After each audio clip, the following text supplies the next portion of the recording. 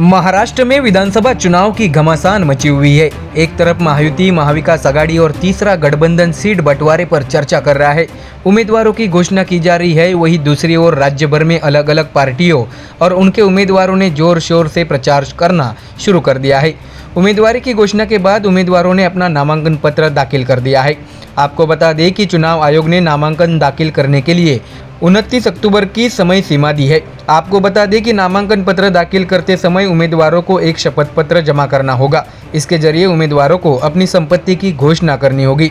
ऐसे में हलफनामे से कई पार्टियों के उम्मीदवारों की संपत्ति का खुलासा हुआ है।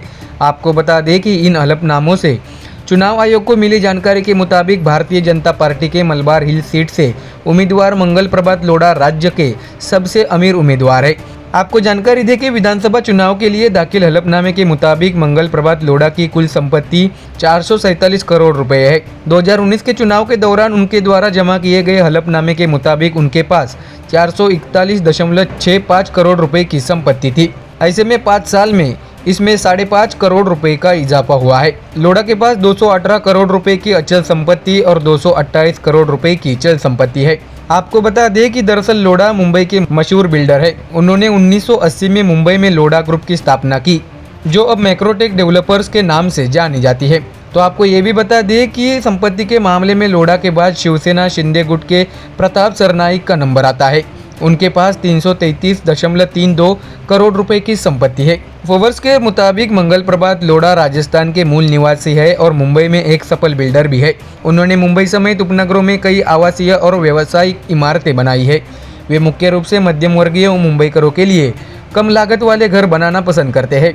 दर्शकों, इसके साथ ही आपको ये भी बता दें कि विधानसभा अध्यक्ष और कुलाबा से मौजूदा बीजेपी विधायक राहुल नार्वेकर के पास भी भारी संपत्ति है। तो आइए दर्शकों जानते हैं कि इस महाराष्ट्र की विधानसभा में वो कौन से 10 टॉप 10 विधायक है जिसके पास वे संपत्ति के मामले में सबसे ज्यादा अमीर है। आपको बता दें कि महाराष्ट्र के अमीर उम्मीदवारों की सूची में मंगल प्रभात लोढ़ा बीजेपी के मलबार हिल से 447 करोड़ रुपए के साथ पहले नंबर पर है। तो वही उसके बाद प्रताप सरनाईक शिवसेना शिंदे गुट के ओला मजीवाड़ा निर्वाचन क्षेत्र से 333.32 करोड़ के मालिक है।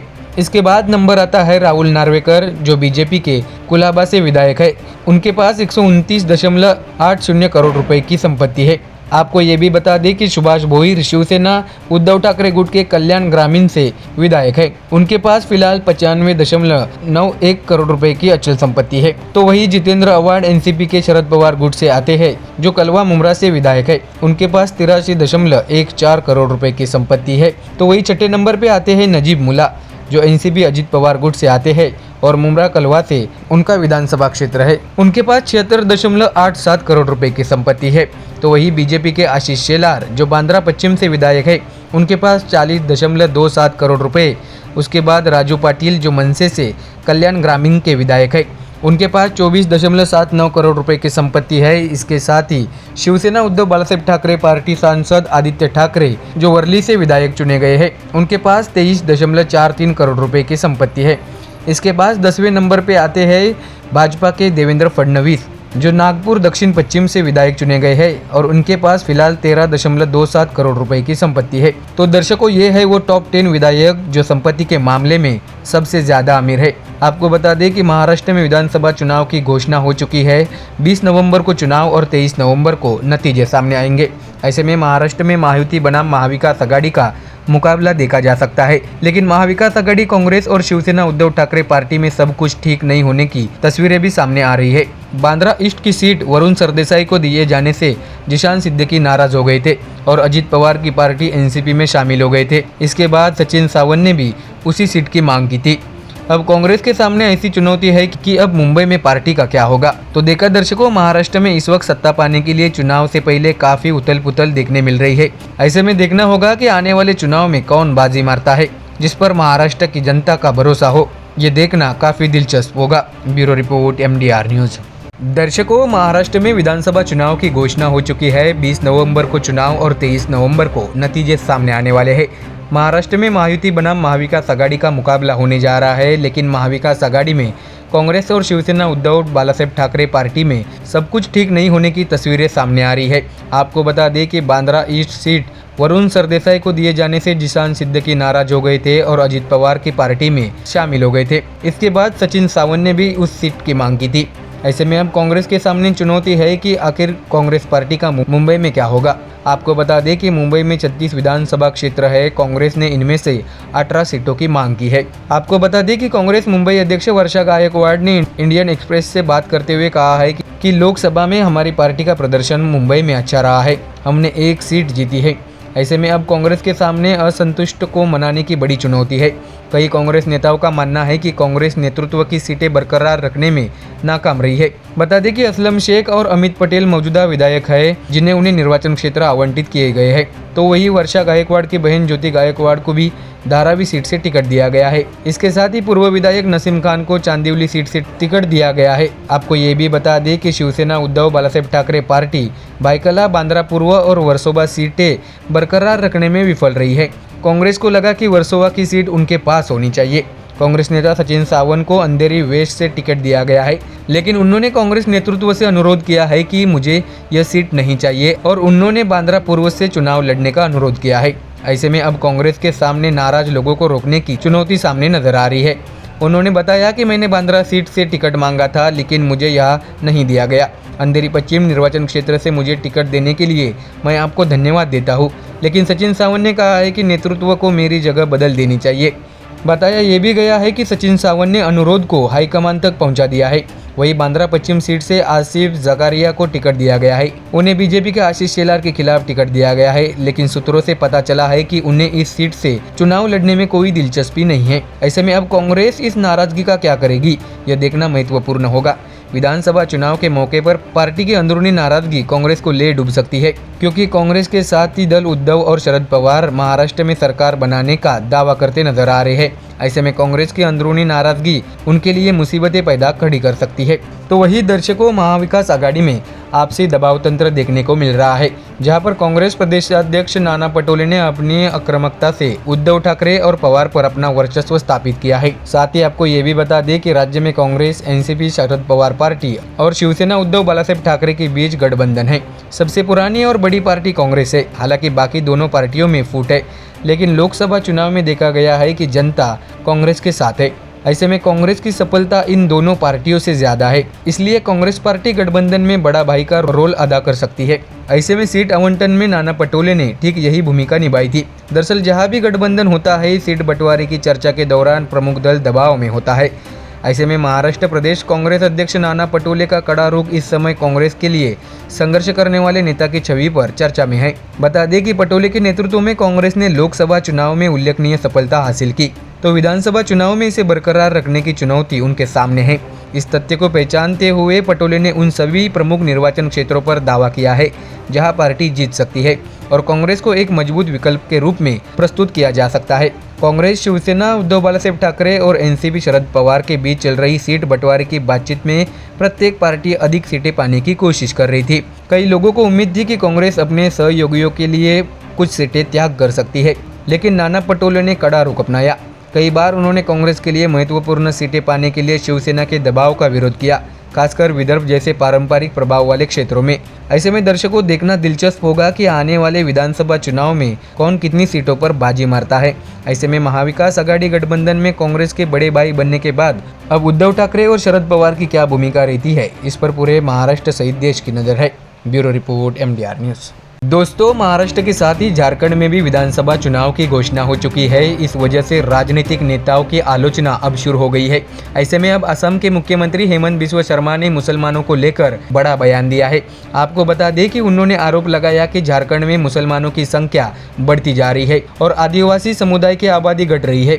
उन्होंने ये भी कहा है कि बांग्लादेश से घुसपैठ के कारण मुसलमानों की संख्या बढ़ रही है। हालांकि उनके इस बयान के बाद राजनीतिक गलियारों में तरह तरह की चर्चाएं छिड़ गई है। बता दें कि हिंदुस्तान टाइम्स की एक रिपोर्ट के अनुसार मुख्यमंत्री हेमंत बिस्वा शर्मा ने झारखंड के संताल परगना क्षेत्र में एक अभियान रैली को संबोधित करते हुए मुस्लिम आबादी को लेकर एक बड़ा बयान दिया। उन्होंने बताया कि संताल परगना में आदिवासियों की आबादी तेजी से घट रही है, जबकि मुसलमानों की संख्या तेजी से बढ़ रही है। उन्होंने ये भी कहा है कि इसके दो कारण हैं, या तो हर परिवार 10-12 बच्चे को जन्म दे रहा है, या बांग्लादेश से मुसलमान झारखंड में घुसपैठ कर रहे हैं। यह सरल गणित है। आपको बता दें कि विधानसभा चुनाव के मद्देनजर आगे बोलते हुए उन्होंने झारखंड में जीत का भरोसा भी व्यक्त किया है। सीएम हेमंत बिश्व शर्मा ने बताया कि विधानसभा चुनाव में भाजपा जरूर जीतेगी। हालांकि चुनाव जीतना हमारा एकमात्र उद्देश्य नहीं है। हमारा मुख्य उद्देश्य मुस्लिम घुसपैठियों को झारखंड से बाहर निकालना और महिलाओं को न्याय दिलाना है। उन्होंने कहा है कि जैसे हनुमान ने रावण की लंका जलाई, हम भी झारखंड में घुसपैठियों की लंका जलाएंगे। आपको बता दें कि इस मौके पर बोलते हुए सीएम हेमंत बिश्व शर्मा ने ये भी आश्वासन दिया कि अगर झारखंड में सरकार बनी तो एनआरसी लागू करेंगे। उन्होंने आगे ये भी बताया कि झारखंड में घुसपैठ करने वाले मुसलमानों को मदरसों में प्रशिक्षित किया जाता है, उसके बाद उनका आधार कार्ड रजिस्टर किया जाता है। ऐसी कई बातें सामने आ रही है, इसलिए राज्य में भाजपा सरकार आने के बाद हम एनआरसी लागू करेंगे।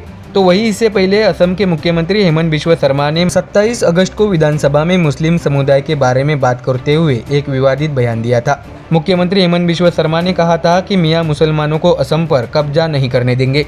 आपको बता दें कि वह विधानसभा के नगांव में 14 साल की लड़की से रेप के मामले पर बात कर रहे थे। इस बार उन्होंने ये बयान दिया है। उनके इस बयान के बाद विरोधियों ने उनकी काफ़ी आलोचना भी की।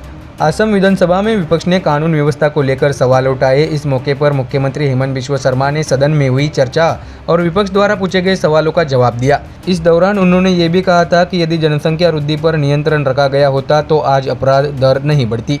ऐसे में इस बीच मुख्यमंत्री हेमंत बिश्व शर्मा के इस बयान से असम की राजनीति भी गर्मा गई थी। विधानसभा में मुख्यमंत्री हेमंत बिश्व शर्मा के बयान के बाद सदन में हंगामा हो गया था। साथ ही मुख्यमंत्री के इस बयान पर विपक्ष ने नाराजगी जताई और मुख्यमंत्री पर पक्षपाती होने का आरोप भी लगाया था।